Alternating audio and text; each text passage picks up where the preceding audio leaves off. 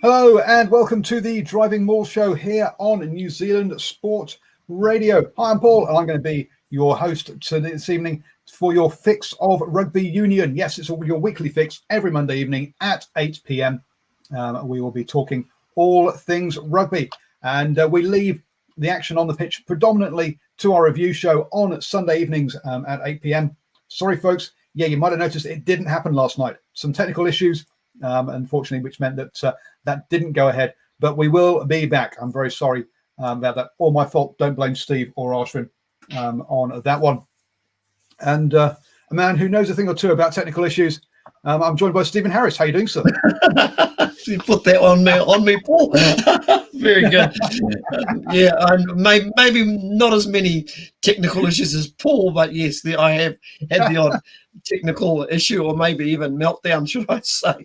But yeah, listen, Paul, always a privilege to be on the DrivingMaul show, and even super excited about talking about that All Black team name, but also even more excited about the start of the competition we love the most, the Mitre 10 Cup. Yeah, absolutely. And so you've gone for you're actually outside tonight in the night time with your black background. I can see that. I'm prepared. I'm prepared for all the occasions. For all the occasions, yes, absolutely. Because yes, it's and a man who's got a proper backdrop, and yes, is the professional laughing at all this amateurism that's going on around him. It's Boa. How are you doing, sir? Very well, guys. Well, what can I say? The highlight of my week. Great to be on this show. And Steve, I have to say, you for a moment there looked like my twin brother. I did. It suits you, the red and black. With hair. Red and black from a guy who's wearing his Northland cap. Oh, not so sure. So yes. And folks, yes, you can join us and join in the chat as well on Facebook. Or YouTube or even Twitter. So do please put your comments and your questions in there. Evening to Stephen, who's joining us. Even to Simon, who's joining us. Oh dear, from Rota Ruad down there. Let's hope it isn't smelling too sulphurous at the moment. But yes, boys, the All Black squad. How do you? And Michael's. Yeah, he's definitely. You're getting some Northland love there. Steve. So there you go from Michael. That's good. And so everyone knows that we did have a chat with the Northland assistant coach Stephen had, and that is up on our Facebook page. So go check that out as a preview for the season.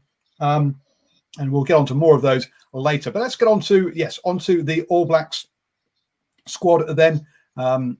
Here it is up there.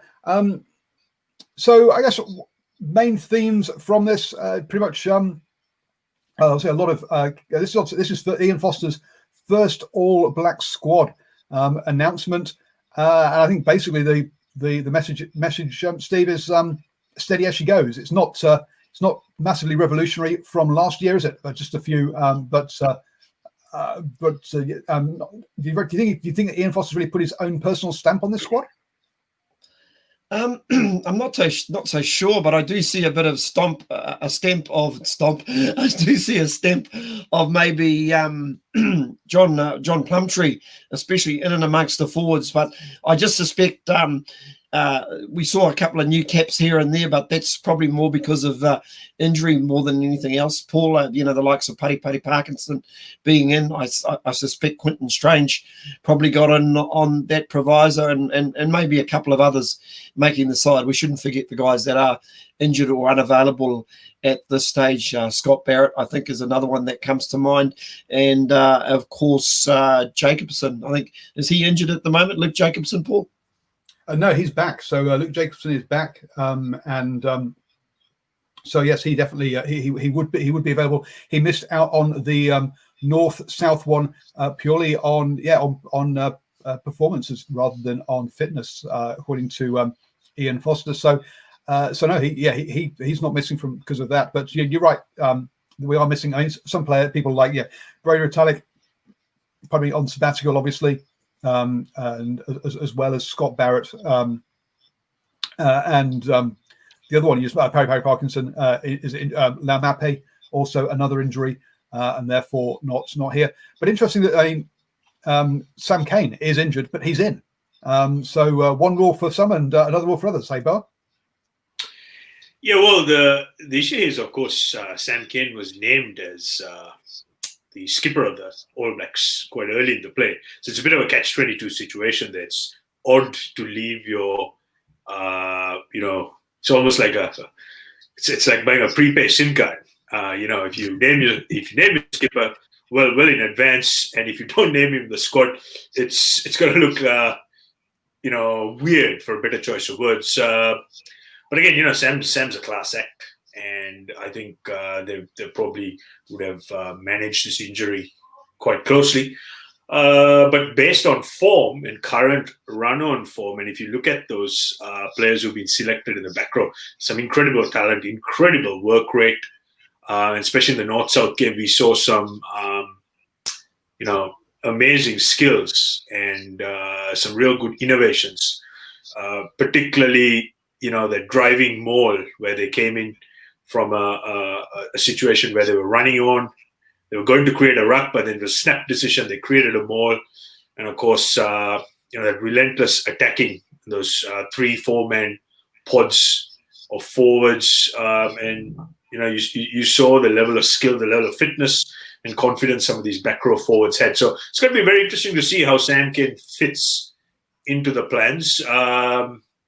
Maybe he might end up being someone like your Davis Cup tennis non-playing skipper. Might have to sit out a little while, and he might have to stage manage his injury back into form. So yeah, interesting times ahead, I guess. Yeah, no, absolutely. And Michael from the live chat saying Sam Cane was named too early. Well, if you think that he was named too early, I think he was named back in 2011. To be honest with you, when he captained the All Blacks against Namibia at the Rugby World Cup. At that point, it was kind of like, right, Sam Cane is the next All Blacks captain after Kieran Reid. End of story. And I've been saying that since 2011. So to me, I think it was not 2011, so 2015 Rugby World Cup. So I think as far back as 2015, Sam Cane was anointed as being a captain. So people who are thinking that, you shouldn't name the captain too far ahead, not criticism about Sam Cane, but that's I say 2015. He's been the captain in waiting for for about 5 to 6 years. There. So comments here, and I guess Boshier is perhaps is one. Let's go for the guys who were unlucky not to be named in this list first, but. Boshier apparently, a lot of people are saying has been unlucky not to be included in the North-South game, or in or in the All Black squad.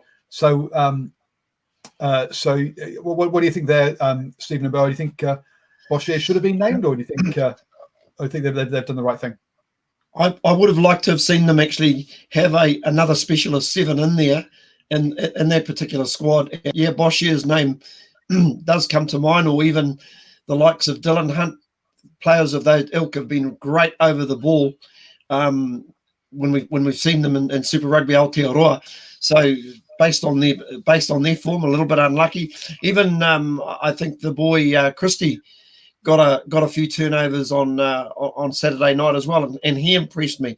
If you sort of look around at the team for an out and out jackal, you're probably talking about Artie, but I didn't think that was probably Artie's best game on Saturday night. And if you're looking around from there, a little bit unlucky. But if you were basing that game on one trial alone, you'd have to say Tom Sanders is probably a little unlucky not to have made that team. But they've decided to go with players that they know, and I totally understand that. And I think it comes back to the comment that I mentioned about John Plumtree liking big forwards, and he's just gone for a little bit more size in the back row. A little bit more size, as so Hoskins to Tutu, Frizzell, Kiriwani. I mean, Dalton's not a small boy either. Let's be honest. Callum Grace also was. When you say lots of size, lots of sixes and eights, rather than perhaps necessarily a seven. Well? Yeah, I think guys, three three guys very unlucky. Dylan Hunt, Boshier, and the boys who's just Luke Jacobson, who's just moved up to North Harbour to play NPC. I think, three very unlucky guys on form. But the question is, where do you fit these guys? I mean, where do you fit them? Because obviously there is some degree of a bias towards a certain type of player, a certain type of physique, certain type of skill set they bring to the table. So, I mean, where do you fit these guys? And one thought which actually crossed my mind for guys like Jacobson and Boshier is, I don't know, maybe somewhere along the line they should have taken up a position of playing the second row as a lock forward, because I look at this squad and that is the one area I feel that they're lacking a bit of experience. But again, you look at guys like Tupu Wa'i, amazing talent. Wa'i, sorry, beg your pardon. And yeah, it's you can't find fault, but then again, the deeper you go, depends really what your perspective is. So I guess we'll just have to wait and see, and we'll find out hopefully sooner than later if a test season kicks off in some form or shape. Yeah, the locks is clearly, I think locks in the last World Cup cycle was clearly an issue, where you had your obviously Retallick and Whitelock, and then you had Scott Barrett coming through. And it wasn't really until last year that Patrick Tuipulotu came through, but otherwise it was just three locks for 3 years, and there really was no depth there at all. Now, obviously, Scott Barrett, Retallick, Parkinson, all unavailable for one reason or another. So that's, I guess, why they're sort of scratching the bottom of the barrel a little bit here, or going deeper than you expect. Go on, Stephen. I'm being a bit harsh on. Yeah, mate. When you've made the All Blacks, mate, they're not scratching the bottom of the barrel, mate. I'm sorry to put you in your place there, but good grief. If I know if one of my sons was making the All Blacks, I'd be a little bit upset by your comments, mate. Seriously.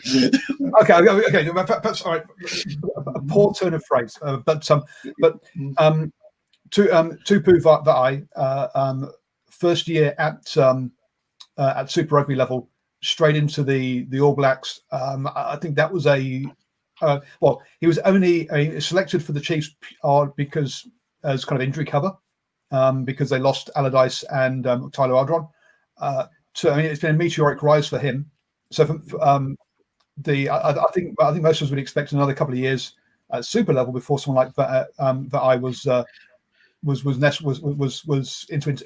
at international level. To be honest, I think he's probably there to look so they can get a look at him and to learn the environment more.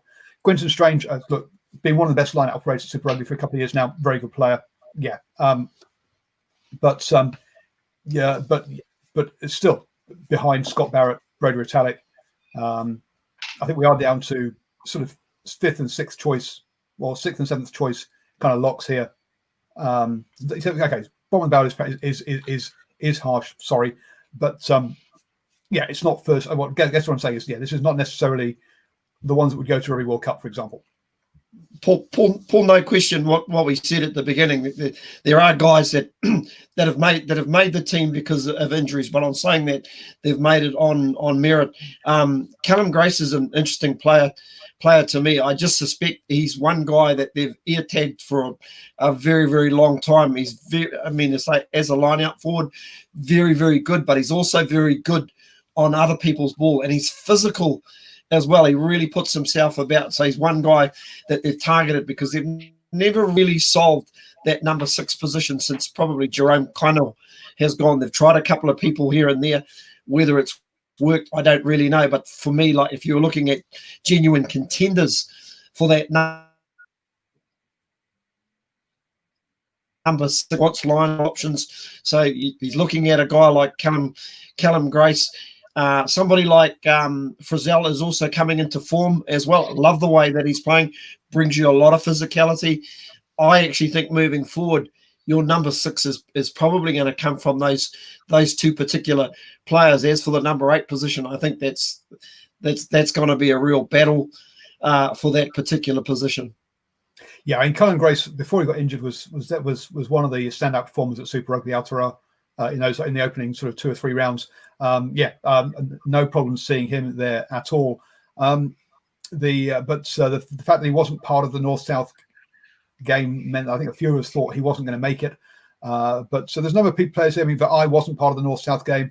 Neither was Cullen Grace. Alex Hodgman initially was there, but had to drop out, I think, injured as well. Who else was in there? I've gone blank now. Maybe those are the only 3 that weren't in the North-South game. But yeah, so clearly you didn't have to be in the North-South game to make the selection. But you got to when other players who were there got selected, and I guess it's that a bit of surprise from that point of view that some of the around some of these ones. Guys, and keep in mind at number 6, Shannon Frizzell has easily been what I call the boom high performance player. I mean, he seems to know, especially this season, Super Rugby, he's made some very telling line breaks, and he's injected himself into the game at the most crucial points. But also keep in mind, we've got guys like Vaya Fafita, Liam Squire, who are in the wilderness, and at some point, hopefully, they will re-enter the NPC4. So, that number 6 spot, the amount of talent we're having is phenomenal. And sooner or later, I guess, over the next sort of season or 2, we will see these players playing in, maybe varying competitions going overseas. So it's going to be very interesting to see how this cycle shapes towards the next World Cup.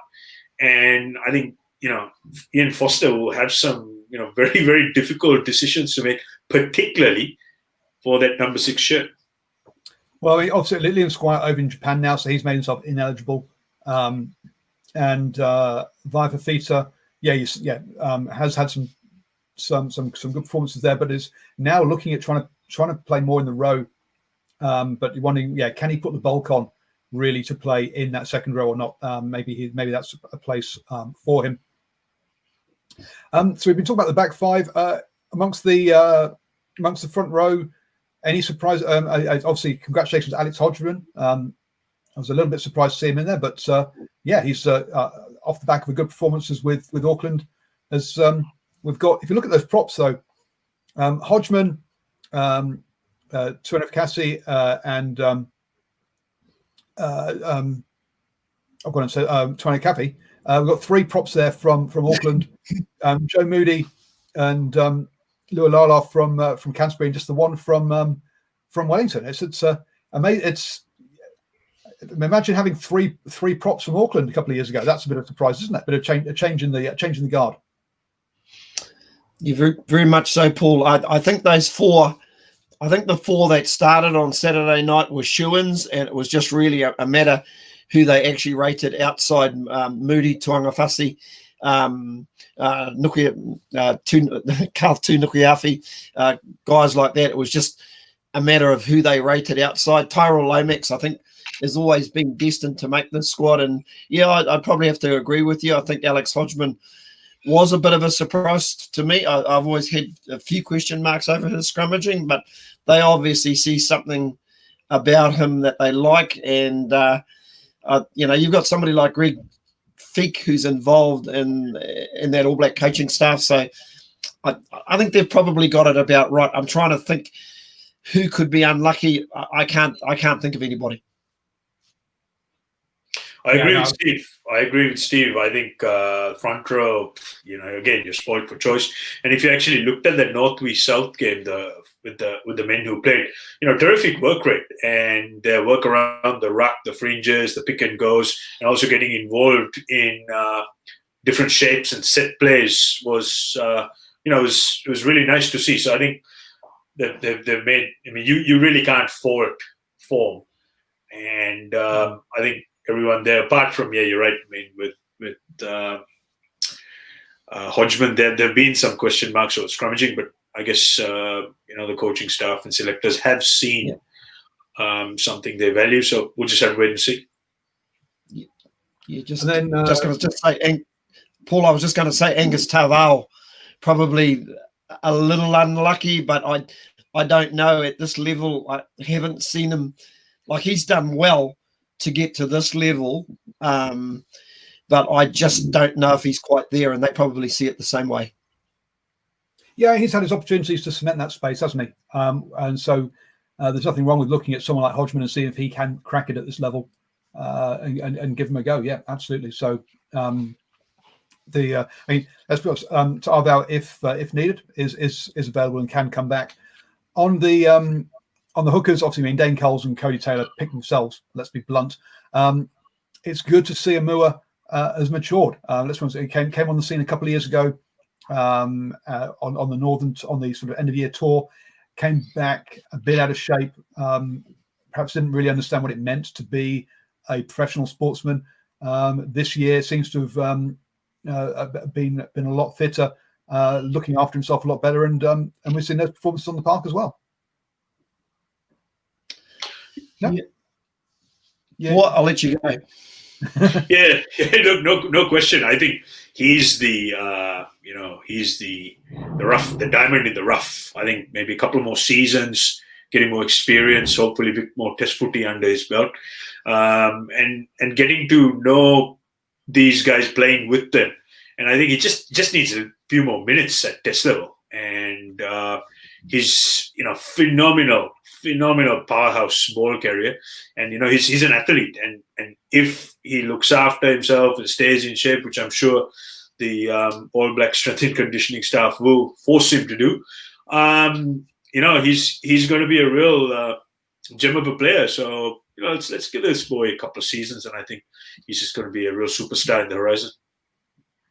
Just needs a bit of maturity with his scrummaging. I think we know what he can do around the paddock. The line out throwing will have to improve, because you do think of somebody like Coltman, who you could arguably say was just really unlucky that he had nocturnal rights. Basically, he says he started behind Ash Dixon at the Highlanders, which really never gave him the opportunity.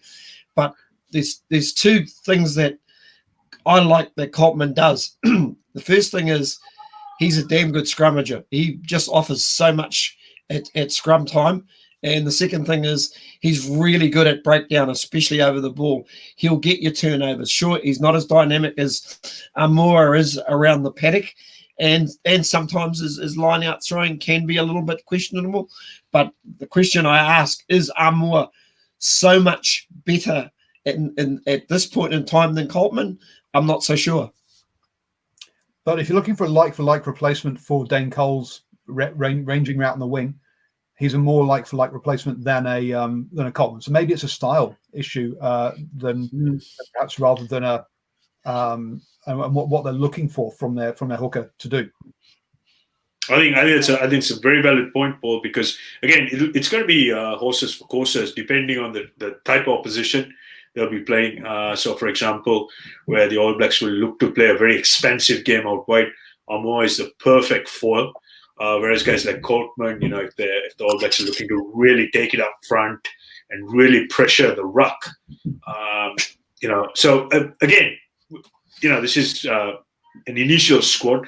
There'll be a lot more players where the door is not completely shut. And I guess given that we're going to see a lot of All Blacks playing NPC or Mitre 10 rugby, it could very well be a revolving door, and we might see some injuries. So it's interesting times ahead, guys. Talking of injuries, moving on to the backs then, the three scrum halves pick themselves. My only concern there is that they're all starting to age.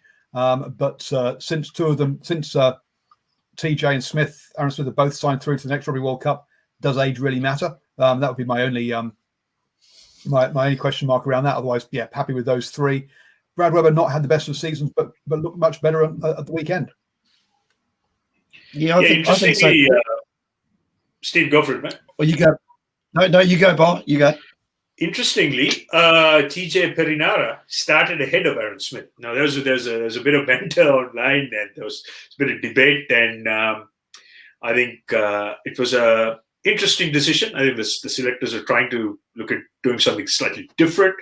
But one thing I have to say is Aaron Smith is the master of running cheat lines. By that, I mean he trusts his players out wide and especially when they spin the ball to the right edge, he is an expert at running ahead of the ball and joining a support line at exactly the right time. And by doing so, he saves probably a good 20, 30 meters. And we saw there was that second try when he went over on that left, beg your pardon, on your right flank, about 15 in from touch. He's done that time and again at test level. So I think Aaron's actually in his best form of his career. It's the same thing with his fitness and also his mental application to the game. I think he's really matured and he's starting to see a lot of things ahead of him. So players age, and this it is what it is. But in the case of guys like Smith and Perinara, I think they use their experience and guile to almost improve their game. I'm starting to think that Nocturnal Rights actually broke into my house and stole some of my notes, because he just pretty much said what I was going to say. When Aaron Smith came on in that second half especially, I just think at a time where the South looked like they were getting on top of that game, he just offered a little bit with his just in terms of organising his forwards, getting people in the right place. I know the trainer thought he's getting older, but boy, one thing we did notice during Super Rugby Aotearoa, he is aging, but man, he's getting better. He's doing his best to improve his game. Yeah, Nocturnal Rights, stop breaking into my house, mate. Yeah. So, they probably are the three best halfbacks there. If you were looking for a couple of comers moving forward, I reckon Finlay Christie, if he can continue his upward trend with the Blues, could be one that could put pressure on these three in the future. I seem to think I think of Finlay Christie as being their kind of Brad Weber's kind of age, but am I totally wrong there? I'm frantically googling to check. I think he's 25, if I'm not mistaken. Yeah, 25. Okay, yeah, no, so he's got plenty of rugby ahead of him. No, you're quite right. Yeah, and again, gentlemen, with the Mitre 10, there's every chance we're going to see change. And given that there's so many All Blacks playing in the Mitre 10, we will probably see some standout performances, and there'll be people who will probably, be a little by, and they want to put their hand up. Now, for example, Luke Jacobson coming back up to North Harbour, great sign. No, Luke Jacobson's not in North Harbour. Luke Jacobson's at Waikato, I'm pretty sure. You mean Dylan Hunt? Beg your pardon. Sorry, Dylan Hunt. Yeah. So I think it's not completely over for most of these guys, and there's every chance that we could see a few injuries, and it's a very interesting prospect to see so many All Blacks fronting in the opening round of the Mitre 10. Yeah, having talked to the coaches, they're only expecting to have them available for the first two rounds, and then after that they're off to they're off with international duties. So we'll see them for two rounds. This isn't what we're expecting to see the whole season. We will get onto that in a bit. Moving on then, I guess the other one then, because we will get through this so we can actually talk about Mitre 10 Cup for a bit. Josh Ioane, a little bit unlucky, but with Bowden Barrett, Richard Mo'unga in there, and then you've also got Damon McKenzie as well as a third backup. There's just not space for Josh in there, is there really? Unlucky, but something's got to give. He was a little bit. To me, there was a backward step at the beginning of Super Rugby when it started at the top of the season, when he was being played behind Mitch Hunt. But boy, that bit of skill with the cross kick at the end, I realised it was under advantage, but boy, the kick and the placement was perfect. Originally, I thought it was Mo'unga with the kick, but it was actually Josh Ioane. Great bit of play. So he's skillful, no question. Yep. In the centres there, obviously with Braden Ennor went to the Rugby World, was in the Rugby World Cup thinking. So Jack Goodhue, Anthony Brown, unsurprising there. Obviously, the only issue around Braden Ennor is it looked like he came off injured. I think off the north-south. We have to see how he's going. Rieko Ioane, now down officially as a midfielder. So he's made that transition to that 13 jersey, and he's done very well, hasn't he? Yeah, I thought the two most impressive backs were Ioane and Air Jordan. Everyone's been going on about it. Tremendous talent, great athlete. The ability to attack the ball in there, that's next level. But coming back to Rico Ioane, I think he's got his mental aspect of the game on point. He's very focused on going forward and running straight. And of course, he's now in that role of creating try assists. So I think, we'd like to see a little bit more of him in the centres, but he's certainly trending in the right direction. There's no question about it. Boy, I've got to ask you a question. Is there a bit of Ben Smith about Air Jordan? I thought you were going to say there's a bit of Ben Smith about Rico Ioane. I'm like, what rugby are you watching? Well, I was going to say more like Clark Kent, because that last strike, man, that was next to. I think I watched the replay about probably 50 times. So I see a lot of similarities when Ben Smith first came on the scene. Just that ability to beat a player. He's got pace. He's obviously got a bit. I think he's got a bit more pace than what Ben Smith ever had, and of course, like Ben Smith, got that finishing ability as well. Boy, there's going to be some tough questions there. He's a guy who could probably play wing or fullback equally comfortable, but man, I think he's one of these guys you're going to want to start him. You're going to want to put him on the field and a starting 15. And then he's got the Mitre touch. I mean, whenever Will Jordan comes on, he either scores a try or he does something spectacular, or really sets the field alight. So I mean, how do you not give a guy like that to start? That said, you have Sifu Rees and George Bridge, who are equally, if not better, in certain aspects of the game. So rightly said, Steve, this is an absolute conundrum. It's an absolute headache, but it's a wonderful headache to have. Yeah, I mean, look at that. You got George Bridge, who has been voted by his peers as being the best winger in New Zealand. You got Caleb Clark destroying things. Geordie Barrett, well, to me, has taken ownership of that 15 jersey. So yeah, where does Dane McKenzie doesn't even seem to fit in? Not even on the bench at the moment. If you think that we got and Sifu Rees, top try scorer in Super Rugby last year, again doesn't seem to fit in either. So yeah, we were asked further up that was Mark Talia unlucky to get in? Well, maybe, but only because only in the way that yes, he's played well. Would he do okay at this level? Perhaps, but there's other guys ahead of him. Let's be honest. There's just too much. There's the amount of talent there. I don't think he can make a case of being in there ahead of any of these people, any of the other players. So this makes a strong case to have 25 players on game day, doesn't it, gentlemen? I put the idea across, I think, maybe 5-6 weeks ago. This is the perfect case study. I mean, maybe someday they might increase it to a 30-man team on game day.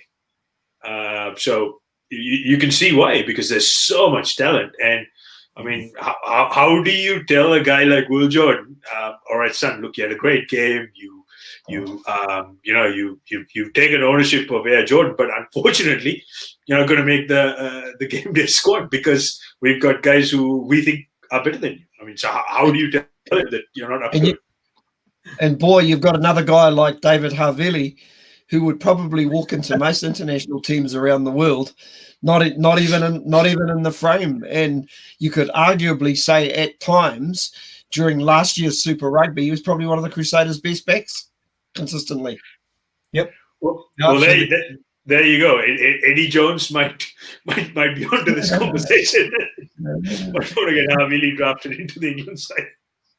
Yeah, so I think for me, there's only two areas of concern in this squad. One is perhaps, as we said, perhaps that depth at lock, and then secondly, to me, is that if we look at those centres, the midfielders there, they're all 13s.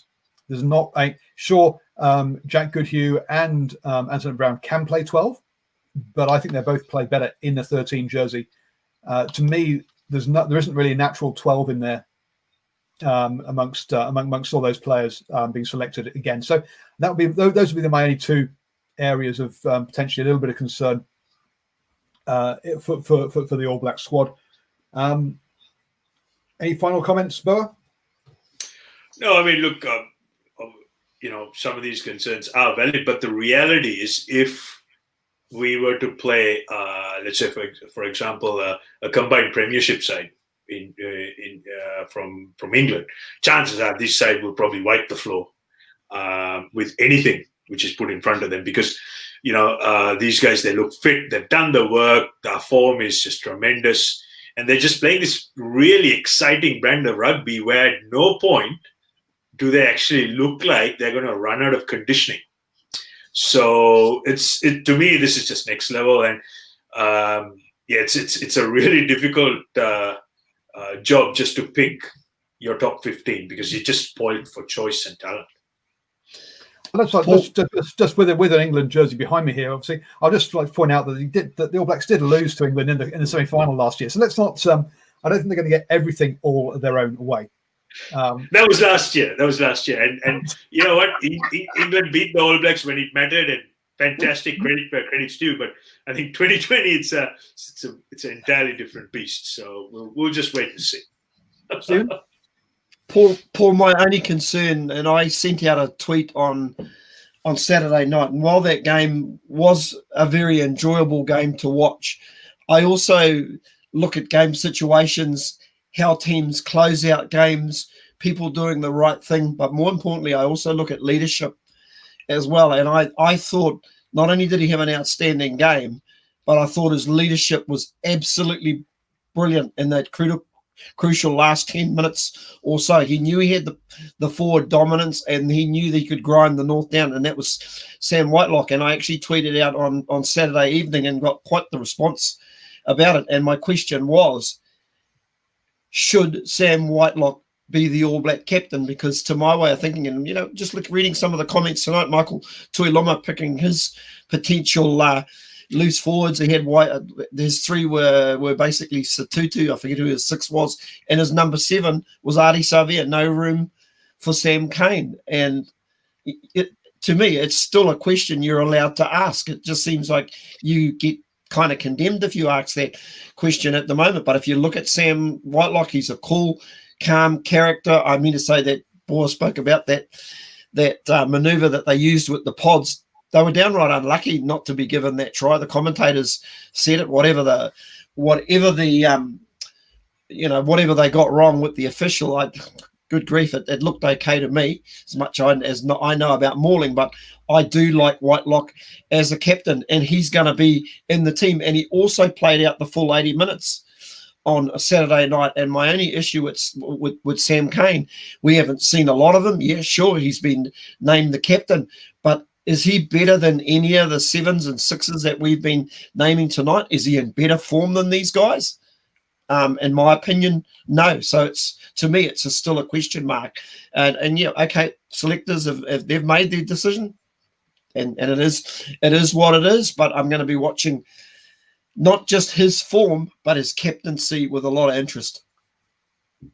Yep, no, absolutely. Very, very, very, very true. But also, Sam Whitelock doesn't have to be captain to be providing leadership on the pitch as well. You need to remember that, and same with other players as well. But yeah, but you are right. Yeah, do you end up selecting a player who on his captaincy rather than on being the best man in his position, which could be could be an issue.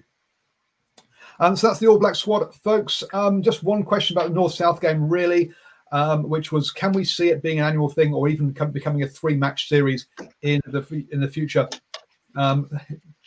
In all honesty, no. It's just a matter that we've already got a very, very crowded calendar. So a 3-match series is most definitely not on the cards. But as a I guess the question is, do you want a Fiji game as a warm-up for other, or a Tonga game as a warm-up for, say, a Rugby Championship, or do you want a or do you want a North-South game as a warm-up? Because I think that's the only place where it would fit in, really. Yeah, guys. I mean, look, I've been a very strong advocate of having a 3-game North-South, and look, the interesting thing is the traditional lead-in games for the All Blacks, or what you call the warm-up games, have been against the Pacific Island teams like Fiji. So my take on it is, let's focus on a 3-game North v South.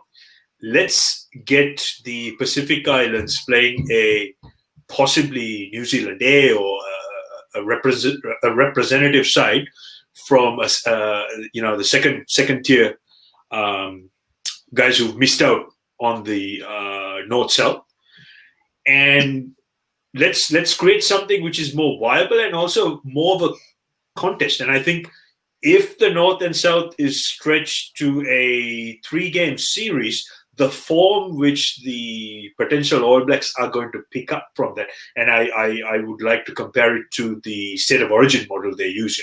They always say never ever play the Kangaroos after a series of origin, because you're asking for trouble. I think it's going to be pretty much the same sort of thing, because once these guys get to know their combinations, have 3 decent games of high intensity 80 minutes footy, these guys will be raring to go. And rather than see what you call these warm-up games, I think we can walk straight into some meaningful games, and it'll be lovely and it'll be wonderful to see the All Blacks being tested with either the Springboks or I'd like to say the Wallabies, but maybe a top side from the Northern Hemisphere. There may be room for a 3-match North-South series next year, because we're going to have Super Rugby Aotearoa again, which is obviously only a 10-week competition, not the full 18 weeks that you need for Super Rugby normally. But otherwise, in a normal year, there just is not the room to play a 3-match series. Really there isn't. We're already talking about player welfare issues and trying to fit extra games in for the top players. I just don't think there's room. Let's have a look at the All Blacks that are available this coming weekend, because they have actually named it and put it out as a list, which is so unusual. I was just like, wow, they're actually telling us who's available where, communicating with the fans. Wow, this is revolutionary ideas. Who came up with this one? My word! But this does give you a good idea. About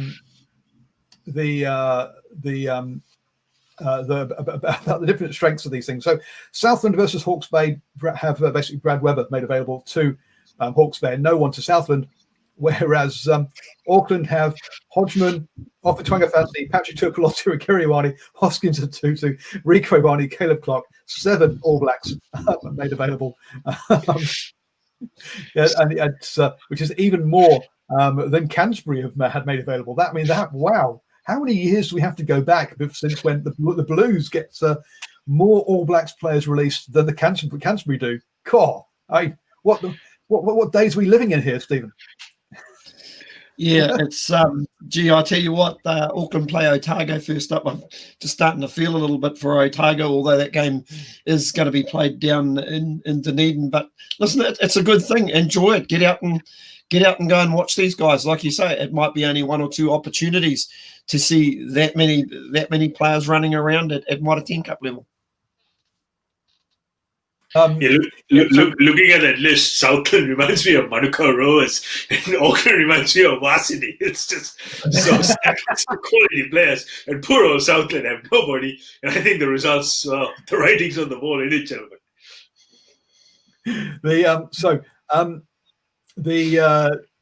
I did have a talk. I did have an interview with the Otago assistant coach today, and he was saying, "Oh well, yes, but look, we've been together for 3 weeks. They've all just got together. They won't even have their All Blacks until tomorrow.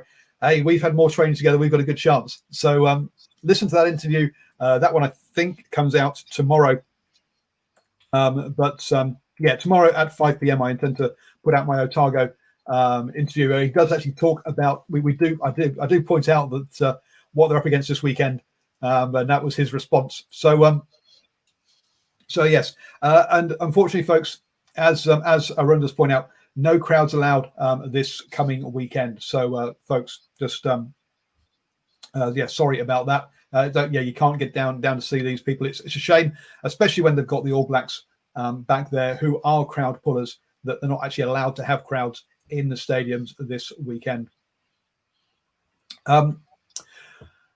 It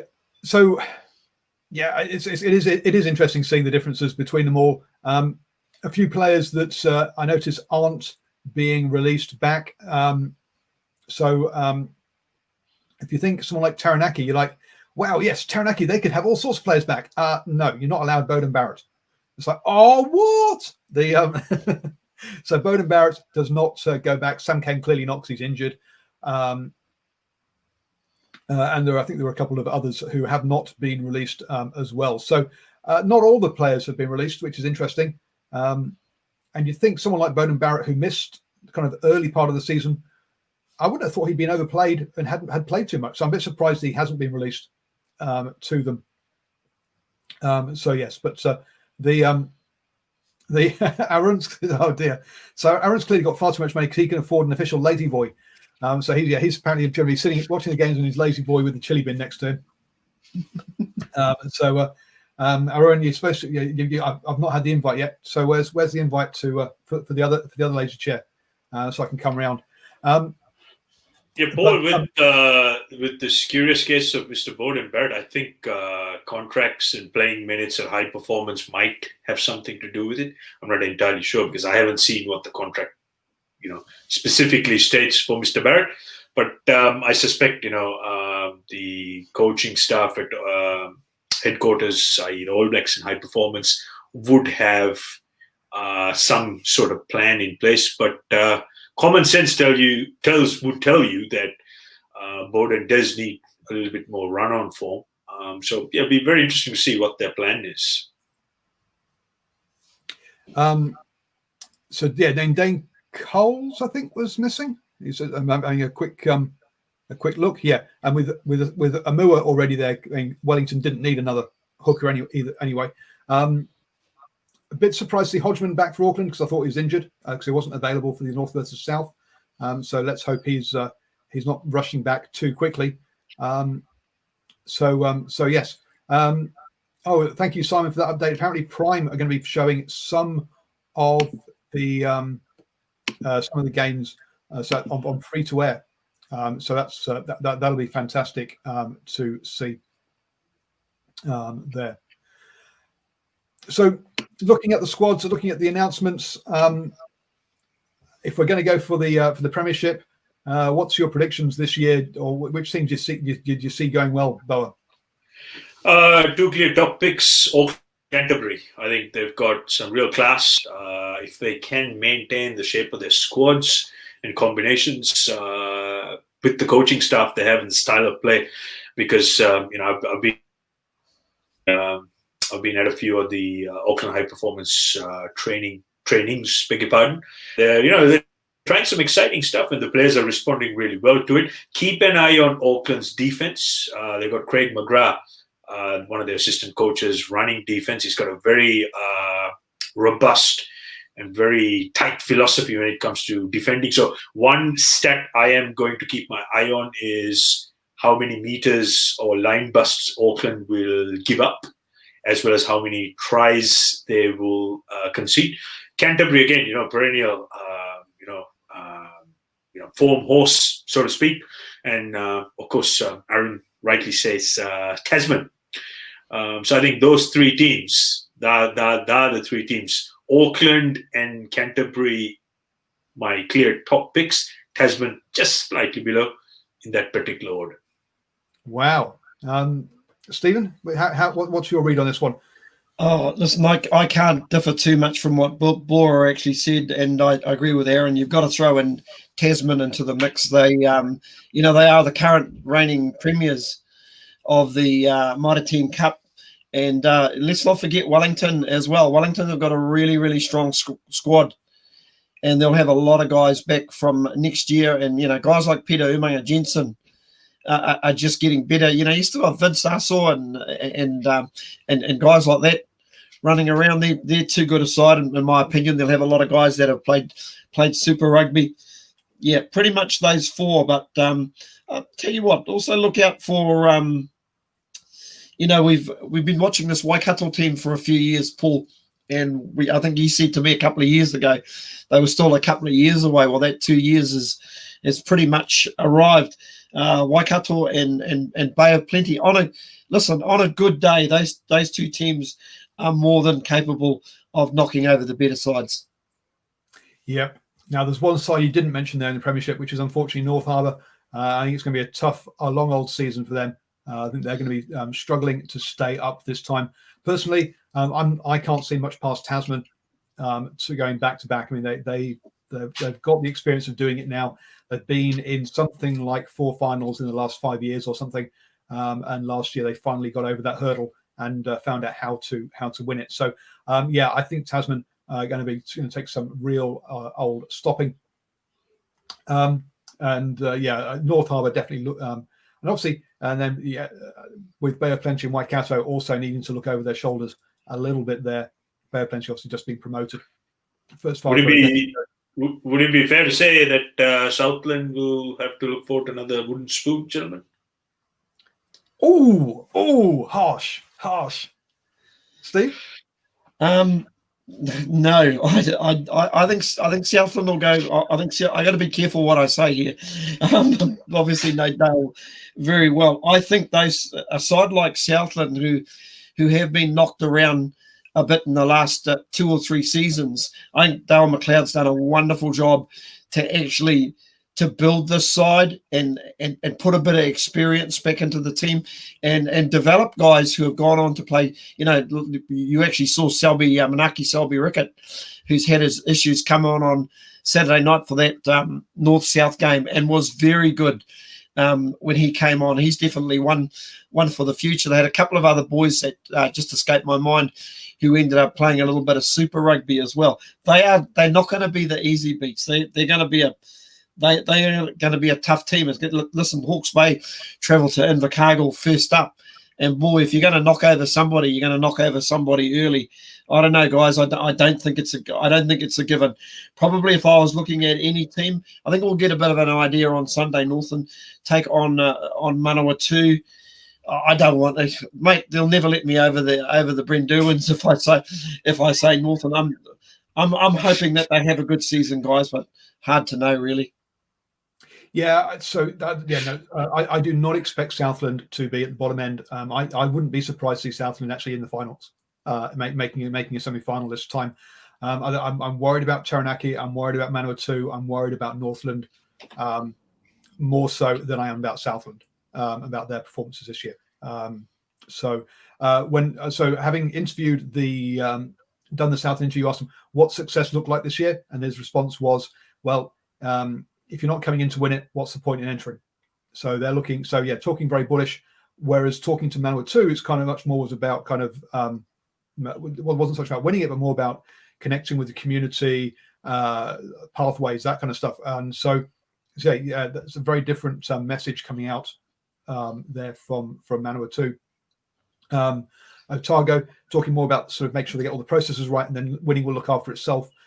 Whereas, let's say Southland, Otago was it's wrong way around. Otago was very much line in the sand. We're going to win it this year.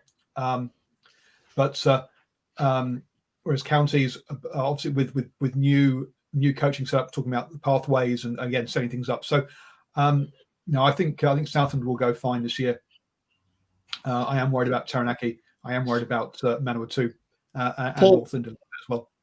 Paul, one thing I will say about this year's competition, unlike last year where teams were basically playing, at times you had your what did they call the round when you played 2 games? There are 2 or 3 games in 1 week. Last year was the first time we didn't have Storm Week, but so for the last 2 years, last year and this year there's no Storm Week, which is good. Yeah, which is that's got to be a good thing. So it's a little bit more time for teams to recover, especially with those ones who haven't got the depth and have to basically roll out the same sides when they do have injuries. So once again, depth is going to become key, and I think it's just important that you start well. I think that's the real key. I think if you can start well, get on that roll, get on some momentum, get past the injuries, you'll be amazed what sort of confidence you can build. I think Simon's saying that a good win for Southland with 2 wins. No. Southland have got more than 2 wins in them this year, I think, to be honest. I think it'll be a good investment at the TAB for Southland to make the top 4. So, Paul, I'm going to take your hunch, mate, and see what the odds are. Nocturnal Rights asks, how are some squads more stacked than others? How does money work? Yeah, sorry, don't know. Can't give you any insights there on that one. But you do look at some squads. I mean, we just talked about it about with the All Blacks returning. 7 players for Auckland. Southland haven't got any. So you've got to say that quite how that works, I don't know. So Paul, I can give you a bit of insight there in Nocturnal. So how it works is don't get me food, okay? But go off you go. High performance coaching stuff. So at Mitre 10, Super Rugby, and obviously the All Blacks, there's a lot of scrutiny, close sets of eyes, players being managed, their minutes, and the coaching staff. They tend to make some decisions saying, let's get these players getting these many minutes. So that information that gets conveyed down to the respective coaching staff, and then they will be given certain guidelines and criteria, and then they have the luxury of getting some of these All Blacks back. So that's what's actually happening. So it's a wonderful thing. Hopefully we will see more of it as opposed to less. And once the crowds are loved, if you have more All Blacks playing, I think it's going to be a bumper gate for Mitre 10 this year. Oh, you're right about it. But you're talking about how can Auckland afford seven All Blacks when another province can't afford any? But we're not going to go. I don't know how all the finances work. I think there's an element of if the players are selected as All Blacks, they don't come out of your salary cap. So some provinces will be making a bit of gambling or making a judgment call on how many players will go as All Blacks, and therefore they don't actually have to pay them. And so there's things like that as well. So other provinces will go, well, what's the point of an All Black if they don't play for us as well? So there's Nocturnal Rights, different decisions for different teams, different provinces, and also what they're trying to get out of their Mitre 10 squad. Boa, a prediction from you: who is going to be promoted out of the championship? Ooh, Southland. There you go. I didn't go that far. I didn't say they were going to get promoted. I just said they would make the top half. Well, okay. I'd like to wait and see. I think it's too early. I've got a real good feel of who's going to be right at the top of the table, but promotion, I just got to wait and see. Maybe first couple of weeks will give us a very clear picture. Okay, look, there's no real money on this one, just your reputation. Come on, name one team. I'll name mine after, but come on, name a team. Manawatu. There you go. Manawatu promoted. Wow, that's a wild guess. Stephen? Oh, got to be the Taniwha, and that's just from the head, from the head and the heart. Maybe the heart. That is not from the head at all. That's totally from the heart. That's you two. Basically, if you guys are playing tombola, we're trying to connect with the community, and just like what he was talking about. Absolutely, I love this man. Oh, dearie me. Hawke's Bay have lost Allardyce, and they've also lost Ty Falcon. But I think they'll be there or thereabouts. But Otago talking a good game, so I'm gonna back Otago for promotion this year. Manawatu and Northland won't be there. That's kind of eat my hat kind of territory as for being promoted, I'm afraid, folks. I'm looking forward. I will. I've got a fork and a knife here somewhere, so I'm looking forward to watching you eat your hat come the end of the season. And you have to eat that hat live. I will get you some hot sauce to go. I will give you some hot sauce to go with that hat as well. Oh dear. Well, thank you for that. But dear me, geez, I'm not sure what you guys are drinking over there. But the Cherry Blacks left Manawatu as well. I mean, they've not even. Oh, anyway. It's going to be the Rocky story of the season. Come on, you got to give these guys a chance. And as they rightly said, success for them is connect with the community, and what better way than getting promotion to connect with the community? So that would be great. But just to show people that this is not that there's nothing prejudice here.